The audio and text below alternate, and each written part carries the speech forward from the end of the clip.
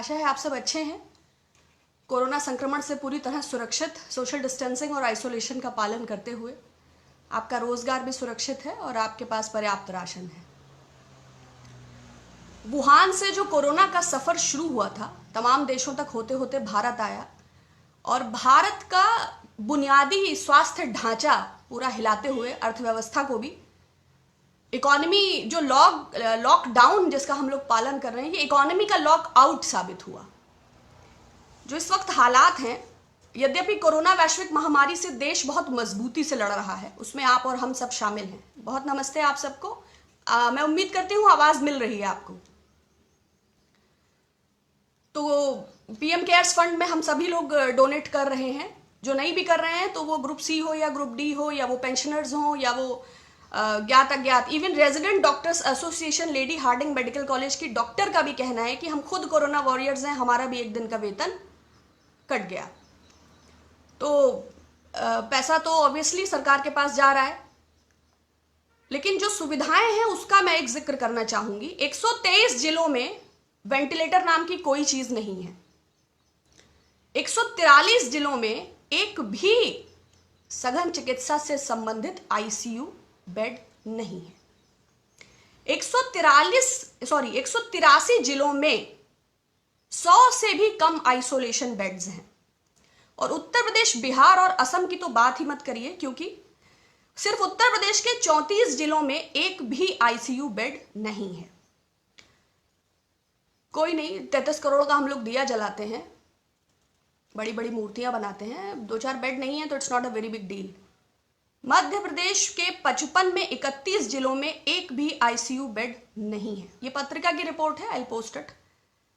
कोई नहीं, मध्य प्रदेश में बेड नहीं है, सरकार तो है। अभी 28 विधायकों का मूल्य क्या निर्धारित हुआ था, मुझे तो नहीं ज्ञात है। तो ये जो है स्वास्थ्य की स्थिति है, लेकिन आप सिर्फ राज्य सरकारों को इसके लिए जिम्मेदार नहीं ठहरा सकते। कारण ये है कि फाइनेंस सेंटर और फाइनेंस कमीशन मिलकर जो भी सरकार एक बजट, एक राज्य का जो भी उसको अमाउंट निर्धारित करती है, क्योंकि पीएम केयर्स फंड सीएसआर के अंतर्गत आता है, लेकिन जो सीएम केयर करके राज्यों के जो फंड प्राइवेट बनाए गए हैं वो सीएसआर के दायरे में शायद नहीं आते हैं। तो उत्तर प्रदेश को 1,40,000 करोड़ रुपए इस फाइनेंस कमीशन और सेंटर की बॉन्डिंग के अंतर्गत मिलना चाहिए था, लेकिन मिला है 8,255 करोड़ रुपए। तो आप ये क्या आप समझते हैं कि वो दिया जलाएंगे, कि फगुआ मनाएंगे, कि होली मनाएंगे, कि आईसीयू बेड लगाएंगे, कि आइसोलेशन सेंटर लगाएंगे, कि गाय का भोजन सुनिश्चित करेंगे? भाई, सरकार के पास रेवेन्यू और रेवेन्यू जनरेट करने जैसी कोई चीज इस वक्त नहीं है। बिहार को 78,896 करोड़ रुपए मिलना चाहिए थे और मिला है 4,631 करोड़ रुपए। तो आप चाहते हैं कि पूरे देश से वो अपने बच्चों को बुलाएं, कहां से बुलाएं? आप हमारे घर आएंगे, जो हमारे पास आपके स्वागत के लिए उपस्थित होगा वही तो, अब वो काजू कतली है या गुड़, मेरी हैसियत अनुसार होगा। वेस्ट बंगाल को 58,900 करोड़ रुपए मिलना चाहिए था, मगर मिला है 3,462 करोड़ रुपए, जिसका तकादा मुख्यमंत्री ममता बनर्जी कई बार कर चुकी हैं। मध्य प्रदेश को 61,000 करोड़ मिलना चाहिए था, लेकिन मिला है 3,600 करोड़ रुपए। तो राज्य सरकारें क्या करें? प्रोक्योरमेंट के सारे राइट्स केंद्र सरकार के पास हैं। 245 रुपए की किट 600 रुपए में आईसीएमआर किसकी जवाबदेही है? भाई, 524 करोड़ रुपए का राफेल विमान एचएएल से लेकर फ्रांस की एक कंपनी को दे दिया जाता है, लेकिन राष्ट्र सुरक्षा के नाम पर हमें देशवासियों को यह जानने का अधिकार नहीं है कि वो 945 करोड़ रुपए जो बच रहा है, जिसको कमाने में मेरी 200 पुश्तें चली जाएंगी, वो कैसे 900 रात भर में वो कैसे एचएएल से फ्रांस को चला जाता है और 524 करोड़ से 1600 करोड़ हो जाता है। लेकिन ठीक, राष्ट्रहित में हम ये सवाल नहीं उठाएंगे। लेकिन रुपए की किट कैसे तमिलनाडु में 400 रुपए की और 600 रुपए की? तो अगर केंद्र सरकार के पास प्रोक्योरमेंट के राइट्स हैं और वही राज्य सरकारों के लिए सब कार्य कर रही है, तो क्या एक आम भारतवासी को ये जानने का अधिकार नहीं है? या सार्वजनिक मूल्य इसका क्या है, ये सरकार इसको स्पष्ट क्यों नहीं कर देती? ऐसे समय में जबकि लोग भटक रहे हैं, रो रहे हैं, उनके पास भोजन नहीं है, लोग बर्बाद हो गए हैं, ऐसे समय में भी मुनाफाखोरी और भ्रष्टाचार, क्या ये सरकार के संरक्षण और सहयोग के बिना संभव है? मैं इत्तेफाक नहीं रखती, आप यकीन करते हैं तो अलग बात है। तीसरी खास बात, देखिए, सरकार के पास पैसा नहीं है। ये बात अलग है कि 6 साल में चाहे वो जेट एयरवेज हो, चाहे भारत पेट्रोलियम हो, चाहे BSNL हो, चाहे MTNL हो, चाहे HAL हो, चाहे लाल किला हो, चाहे $20 इंटरनेशनल मार्केट में पेट्रोल है, लेकिन हम तो उसी मूल्य में खरीद रहे हैं, लेकिन सरकार के पास पैसा नहीं है। 1 महीने की कोरोना डिजीज ने भुखमरी के वो हालात पैदा कर दिए हैं। हम वही हैं जो थोड़े दिन पहले विश्व शक्ति जगत गुरु थे और सबके कागज जांचने में पैसा खर्चने वाले थे। अचानक से इस कदर की भुखमरी है कि हम उसका सामना करने में सक्षम नहीं हो पा रहे हैं। लेकिन RBI की एक, रिजर्व बैंक ऑफ इंडिया को एक RTI एक्टिविस्ट ने एक दायर उसका जो जवाब मिला है वो बड़ा इंटरेस्टिंग है कि सरकार के एक और हालात ये हैं, दूसरी ओर सरकार ने डिफॉल्टर्स का 50 बिलफुल डिफॉल्टर्स का 6,66,000 रुपया वेव ऑफ कर दिया है। अब सरकार का हृदय बहुत बड़ा है। हम लोग 5 ट्रिलियन इकोनॉमी का सपना देखते रहते हैं। कोई एंटीगुआ में आइलैंड रह रहा है, कोई मेहुल चौकसी का भी कितना माफ हुआ है, मेहुल चौकसी का 5,492 करोड़, विजय माल्या का 1,943 करोड़, जतिन मेहता का 4,076 करोड़, बाबा रामदेव का 2,212 करोड़। बहुत गरीब है वो, उनको बाबा रामदेव क्यों कहते हैं? ही इज कॉर्पोरेट ठग। जैसे चिन्मयानंद स्वामी हैं, जैसे आसाराम बापू हैं, जैसे सावरकर वीर हैं, वैसे रामदेव बाबा हैं। थोड़े दिनों पहले वो 1,000 रुपए का नोट बंद कराने वाले थे, काला धन विदेशों से लाने वाले थे, जीन्स को बैन कराने वाले थे, लेकिन एनीवेज वृंदावन में रहना है तो राधे राधे कहना है। हमसे पूछे बिना 265 टन करोड़ सोना, संसद में इसकी कोई चर्चा नहीं, गिरवी रख दिया।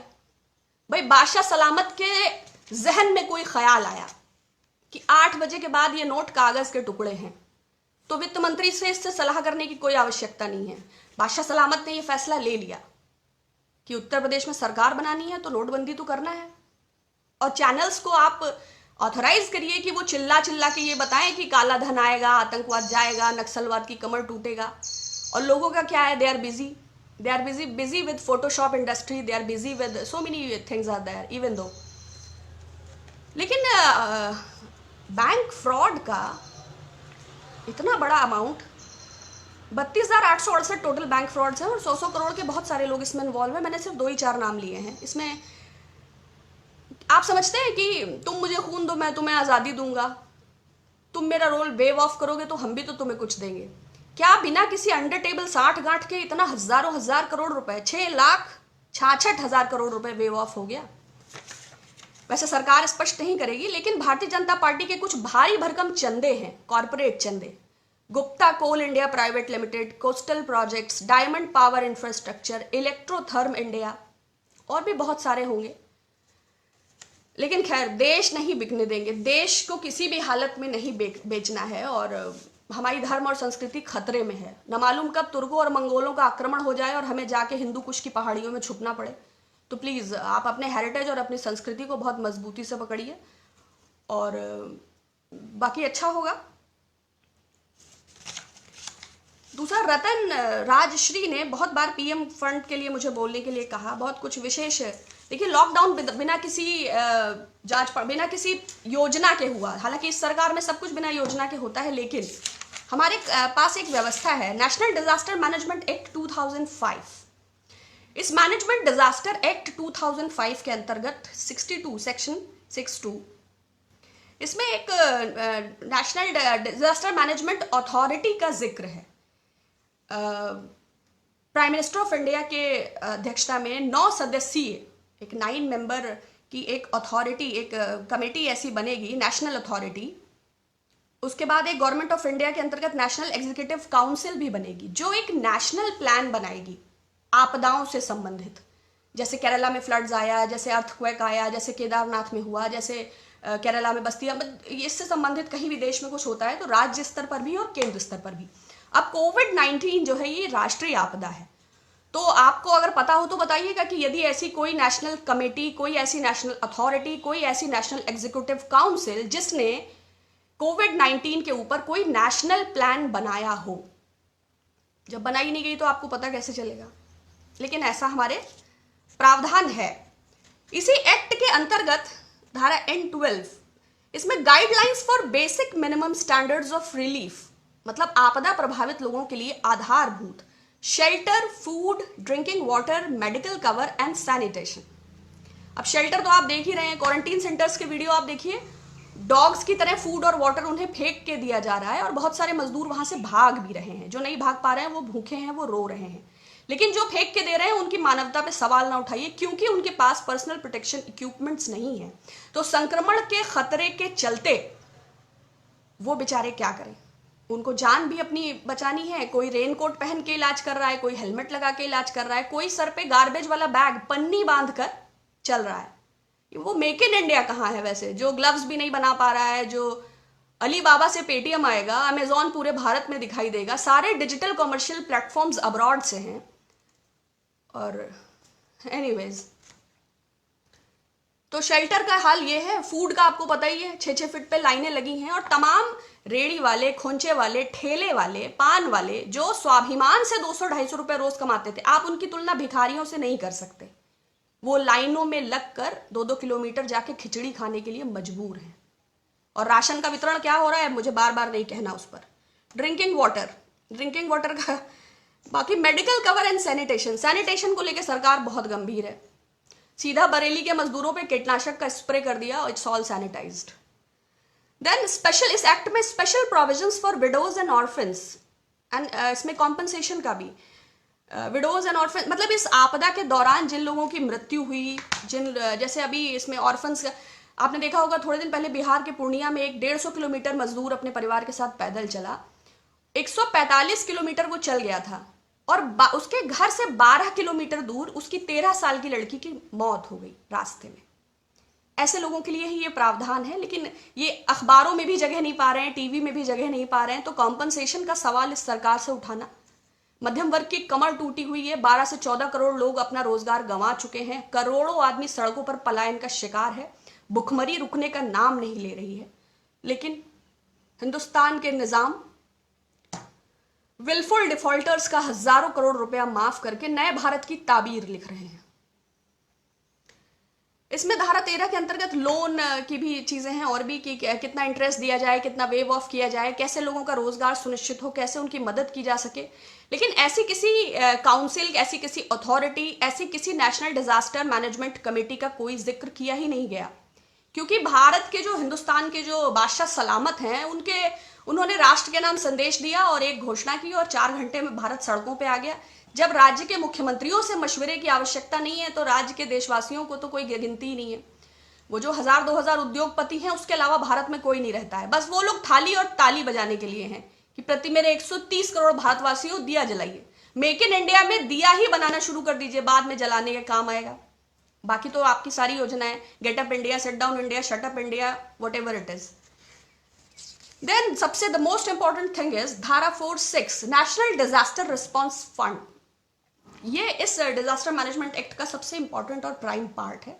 इसके मुताबिक इसके अंतर्गत आपदा से प्रभावित लोगों के लिए धन खर्च की व्यवस्था है। लेकिन हमारे प्रधानमंत्री जी ने इन सबको दरकिनार करते हुए एक पीएम केयर्स नाम का ट्रस्ट बनाया, जो आरटीआई के दायरे में नहीं आता, जो सीएजी के दायरे में नहीं आता, जिसको प्राइवेट ऑडिटर्स ऑडिट करेंगे और जिसमें तमाम लोग धन दे रहे हैं, जिसमें पहले हफ्ते में ही इसके अनाउंसमेंट के बाद 6500 करोड़ रुपए जमा हुआ था।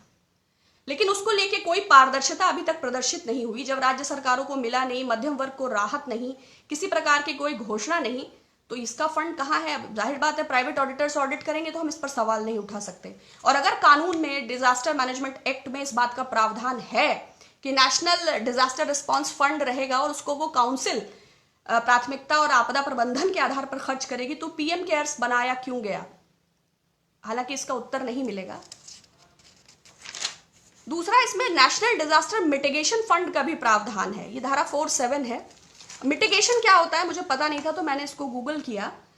मिटिगेशन का मतलब है effort to reduce loss of life and property by lessening the impact of disaster.